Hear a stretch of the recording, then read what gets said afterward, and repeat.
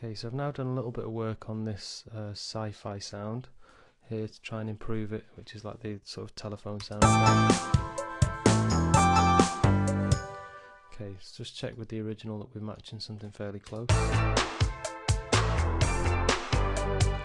So the pitch, since the last video I've actually been in and moved it up another octave again. So from the original I've actually moved it up 3 octaves. And I've also, effects wise, so we're looking at synth 4, I've put on a ping pong delay. So I chose delay and then ping pong delay there. And if you look at the settings on that, I just chose slapback stereo delay. And if I solo that part, this is what it sounds like. Okay, without the effects.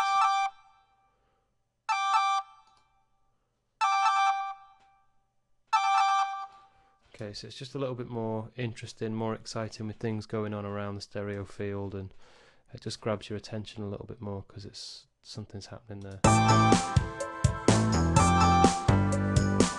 Okay, seems to finish off in the right like the original one does as well. So we're starting to get most of the mix sort of coming together now. And sort of synth 3 we did a little bit of work on earlier. We've got a little bit of chorus and the compression on there. I've actually ramped up the compression a little bit, pull the threshold right back so it's compressing more heavily and it sort of sings out a little bit more.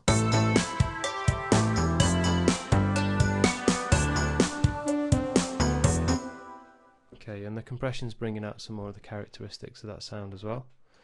And now we're kind of at the stage where I think you get the point of how we go about approaching the sounds, listening to the original, trying to match the EQ, anything like delay or chorus or texture or thickness of the sound we can address with different effects. Again, if you can hear something but you don't know how to recreate it, then you can always ask or you can always look it up. I can always give you the answer to that. If you've got an idea and you want to kind of achieve something in the original, if you can describe it to me, then I can show you how you can achieve that. Again, yours isn't going to be the same as this because you'll have chosen different sounds. I'm not asking you to go straight away and copy what I've done here. I want you to come up with your own version of it. That's why I'm really showing you the sort of working practices or the thought process that goes into the way that I do this. When I get to the end of the mix, I'll probably go back and change quite a lot. It kind of evolves and grows as you go along.